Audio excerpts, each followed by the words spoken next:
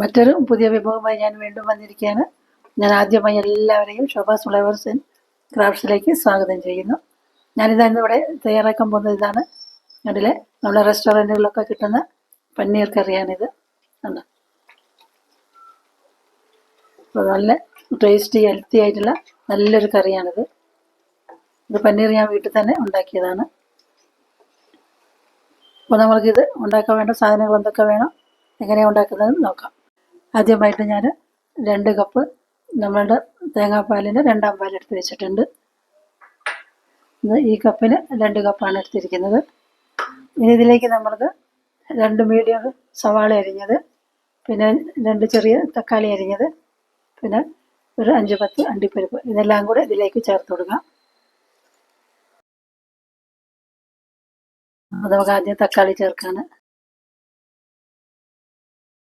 ഇനി നമുക്ക് സവാള അരിഞ്ഞതും അണ്ടിപ്പരിപ്പും കൂടെ ചേർത്ത് കൊടുക്കാം. ഇതിങ്ങനെ നികന്ന് നിൽക്കാൻ മാത്രം പാൽ വേണം. നമ്മൾക്ക് ഇതൊന്ന് വേവിച്ചെടുക്കണം. ഇത് നമ്മൾക്കിനി വേവിക്കാൻ വയ്ക്കാം. ഇവിടെ വേവിക്കാൻ വെച്ചിട്ടുണ്ട്. തേങ്ങാപ്പാലിന് പകരം നമ്മൾ സാധാരണ പാലും എടുക്കാം. ഞാനിപ്പോൾ തേങ്ങാപ്പാലാണ് എടുത്തിരിക്കുന്നത്. ഇത് നമ്മൾക്ക് ഉള്ളിയും തക്കാളിയും എല്ലാം വേവുന്ന സമയം കൊണ്ട് നമ്മൾക്ക് ഈ പനീരൊന്ന് നെയ്യിൽ വറുത്തെടുക്കാം. ഇത് വീട്ടിൽ തന്നെ ഉണ്ടാക്കിയ പനീരാണ്. ഇതിൻ്റെ ഞാൻ മുമ്പ് ഇതിൻ്റെ ഒരു വീഡിയോ ഇട്ടിട്ടുണ്ട്. അതിൻ്റെ ലിങ്ക് ഞാൻ ഡിസ്ക്രിപ്ഷനിൽ കൊടുക്കാം. പിന്നെ ഇതിലേക്ക് നമ്മൾക്ക് 1 സ്പൂൺ നെയ്യ് ഒഴിച്ചു കൊടുക്കാം. ബട്ടർ വേണേൽ ബട്ടർ എടുക്കാം, നെയ്യ് വേണേൽ നെയ്യ് എടുക്കാം. ഞാൻ ഇപ്പോൾ ഇവിടെ നെയ്യാണ് എടുക്കുന്നത്. ഇതിലേക്ക് നമ്മൾ മുറിച്ച് വെച്ചിരിക്കുന്ന പനീർ ചേർത്ത് കൊടുക്കാം. അധികം ഒന്നും ഫ്രൈ ആവേണ്ട ആവശ്യമില്ല, ചെറിയൊരു കളർ മാറിയാൽ മതി. നമ്മുടെ പനീർ ഇവിടെ കളറൊക്കെ മാറി വരുന്നുണ്ട്. നല്ല ടേസ്റ്റി ആയിട്ടുള്ള നല്ലൊരു കറിയുണ്ട്. അപ്പോൾ നമുക്ക് റെസ്റ്റോറൻറ്റിൽ നിന്നൊക്കെ കിട്ടുന്ന അതേ ടേസ്റ്റ് കറിയാണിത്. നമ്മളധികം പൈസ കൊടുത്ത് നമ്മുടെ റെസ്റ്റോറൻറ്റിൽ നിന്നൊന്നും വാങ്ങി കഴിക്കേണ്ട ആവശ്യമില്ല. ഇങ്ങനെ നമുക്ക് വീട്ടിൽ തന്നെ ഉണ്ടാക്കിയെടുക്കാം. പനീർ നമുക്ക് വീട്ടിൽ തന്നെ ഉണ്ടാക്കാം, വളരെ എളുപ്പമാണ്. ഇതവിടെ കളറെല്ലാം മാറി വരുന്നുണ്ട്. നമ്മൾക്കിത് നെയ്യിൽ നിന്ന് കോരിയെടുക്കാം. ഉള്ളി തക്കാളിയും അണ്ടിപ്പരിപ്പും എല്ലാം കൂടെ ഇവിടെ വേവുന്നുണ്ട്. കുറച്ച് വെള്ളം ഒന്ന് വറ്റിയിട്ട് നമ്മൾക്ക് ഇതിന് സ്റ്റവ് ഓഫ് ചെയ്യാം. ഇത് തിളച്ച് കഴിഞ്ഞാൽ പിന്നെ മൂടി വെക്കരുത് കേട്ടോ, തിളച്ച് വെളിയിൽ പോകും. ഒരു 2 മിനിറ്റും കൂടെ ഒന്ന് വെന്താൽ മതി. നമ്മളുടെ ഉള്ളിയും തക്കാളിയും അണ്ടിപ്പരിപ്പും കൂടെ നല്ലോണം വെന്തിട്ടുണ്ട്. ഇനി നമ്മൾക്കിത് സ്റ്റവ് ഓഫ് ചെയ്ത് ആറാൻ വയ്ക്കാം. ആറിയിട്ട് നമുക്ക് നല്ലോണം ഒന്ന് അരച്ചെടുക്കണം. ഇനി നമ്മൾക്ക് കറി ഉണ്ടാക്കാൻ തുടങ്ങാം. ഇതിൽ കുറച്ച് നെയ്യുണ്ട്, കുറച്ചുകൂടി ഒരു നെയ്യ് നമുക്കിതിലേക്ക് ചേർത്ത് കൊടുക്കാം. കുറച്ചേ ചേർക്കുന്നുള്ളൂ. നെയ്യ് ഇവിടെ ചൂടായിട്ടുണ്ട്. ഇതിലേക്ക് നമ്മൾ കുറച്ച് നല്ല ജീരകം, ചെറിയ ജീരകം ചേർത്ത് കൊടുക്കാം. ഇനി ഇതിലേക്ക് നമ്മൾക്ക് അരിഞ്ഞു വെച്ചിരിക്കുന്ന ചെറിയ ഉള്ളി അരിഞ്ഞതാണ്. ഉള്ളി ഇവിടെ വാടി വന്നിട്ട് ഇതിലേക്ക് നമ്മൾക്ക് അരിഞ്ഞു വെച്ചിരിക്കുന്ന പച്ചമുളക്, പിന്നെ വെള്ളുള്ളി, ഇഞ്ചി. പച്ചമുളക് ഞാൻ കാന്താരിമുളകാണ് എടുത്തിരിക്കുന്നത്, മറ്റേ മുളകും എടുക്കാം. അപ്പോൾ ഇത് നമ്മൾക്ക് ഇതിലേക്ക് ചേർത്ത് കൊടുക്കാം. നല്ലോണം ഒന്ന് ഇളക്കി കൊടുക്കാം. ഞാൻ ഇതിനു മുമ്പ് അപ്ലോഡ് ചെയ്ത എൻ്റെ വീഡിയോസ് കണ്ട് എനിക്ക് സപ്പോർട്ട് തരുന്ന എല്ലാവരോടും ഞാൻ നന്ദി പറയുകയാണ്. ഭാവിയിലും ഇതേപോലെ സപ്പോർട്ട് തരണം. പിന്നെ എൻ്റെ ഈ ചാനൽ ആദ്യമായിട്ട് കാണുന്നവരാണെങ്കിൽ വീഡിയോ ഇഷ്ടപ്പെട്ടാൽ സബ്സ്ക്രൈബ് ചെയ്ത് ബെല്ലൈക്കണും കൂടെ അമർത്തണം. പിന്നീട് വരുന്ന ഓൾ എന്ന ഓപ്ഷൻ കൂടെ എനേബിൾ ചെയ്താൽ ഞാൻ പിന്നീട് ഇരുന്ന എൻ്റെ വീഡിയോസിൻ്റെ നോട്ടിഫിക്കേഷൻ എല്ലാം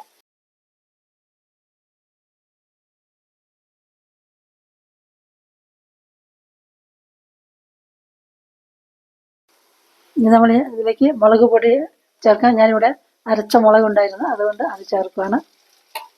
അത് ആവശ്യത്തിന് എരിവിനനുസരിച്ച് ചേർക്കാം. പിന്നെ നമ്മൾക്ക് ഇതിലേക്ക് കുറച്ച് പൊടികൾ ചേർക്കാനുണ്ട്.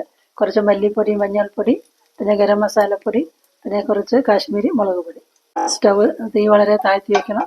നമ്മൾ പൊടികളൊക്കെ ചേർത്തതാണ്, അതുകൊണ്ട് വേഗം കരിയാനുള്ള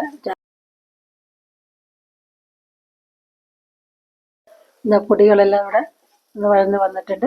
ഇതിലേക്ക് നമ്മൾക്ക് അരച്ച് വെച്ചിരിക്കുന്ന ഉള്ളി, തക്കാളി, അണ്ടിപ്പരിപ്പ് എല്ലാം കൂടെ ചേർക്കാം.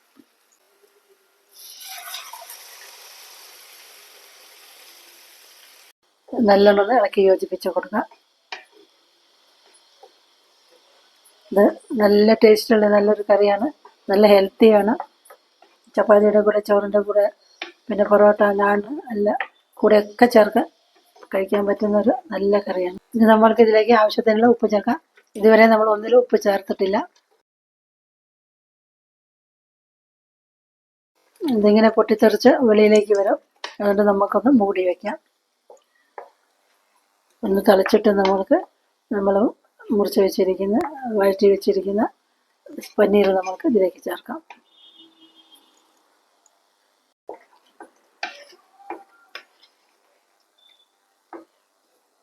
ഇനി നമ്മൾക്കിതിലേക്ക് നമ്മൾ വഴറ്റി വെച്ചിരിക്കുന്ന പനീർ ചേർക്കാം.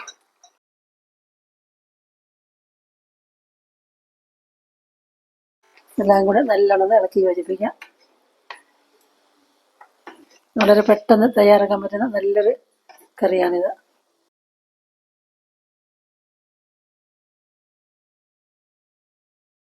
പിന്നെ എൻ്റെ കൂട്ടുകാരെല്ലാവരും വീഡിയോ കാണുന്നുണ്ടെങ്കിൽ ഹൈപ്പ് ചെയ്ത് സപ്പോർട്ട് ചെയ്യണം.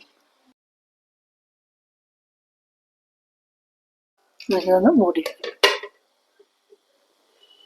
എന്താ കറി ഇവിടെ നല്ല കുറുകി വന്നിട്ടുണ്ട്. സാധാരണ ഈ കറി നല്ല കുറുകിയിട്ടാണ് ഇരിക്കുക. ഇനി നമ്മൾക്കിതിലേക്ക് ഒരു സാധനം കൂടി ചേർക്കാനുണ്ട്. നമ്മൾ നേരത്തെ എടുത്ത് വെച്ചിരിക്കുന്ന 1-ാം പാൽ.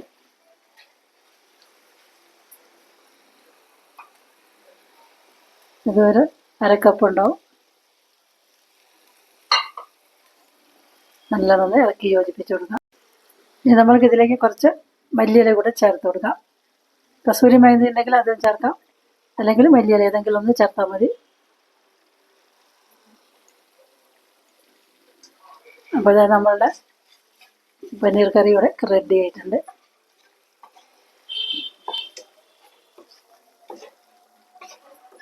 നമുക്കിതൊന്ന് ഉപ്പ് നോക്കാം.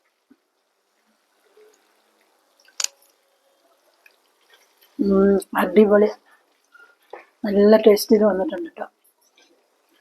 ഞാൻ അണ്ടിപ്പരിപ്പും തേങ്ങാപ്പാലും എല്ലാം കൂടെ ചേർന്നപ്പോൾ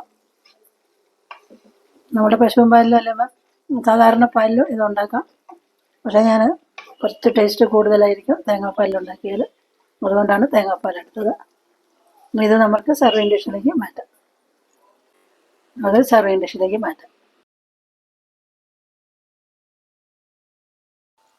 ഇതാ നമ്മളുടെ റെസ്റ്റോറൻറ്റ് സ്റ്റൈൽ പനീർ കറി ഇവിടെ റെഡി ആയിട്ടുണ്ട്. എല്ലാവരും ഇതേപോലെ ഒന്ന് ചെയ്ത് നോക്കണം. ഈ വീഡിയോ എല്ലാവർക്കും ഇഷ്ടപ്പെട്ടെന്ന് കരുതുന്നു. ഇഷ്ടപ്പെട്ടാൽ ലൈക്കും ഷെയറും ചെയ്യണം. പിന്നെ എൻ്റെ ചാനൽ ആദ്യമായിട്ട് കാണുന്നതാണെങ്കിൽ സബ്സ്ക്രൈബ് ചെയ്താൽ ബെല്ലൈക്കണും കൂടെ അമർത്തണം. പിന്നീട് വരുന്ന ഓളെന്ന ഓപ്ഷനോടെ എനേബിൾ ചെയ്താൽ ഞാൻ പിന്നീട് ഇടുന്ന എൻ്റെ വീഡിയോസിൻ്റെ നോട്ടിഫിക്കേഷൻ എല്ലാം നിങ്ങൾക്ക് കിട്ടും. Shobas flavours and crafts visions എല്ലാവർക്കും നന്ദി. മറ്റൊരു പുതിയ വീഡിയോ ആയി വരുന്നത് വരെ എല്ലാവർക്കും ബായ്.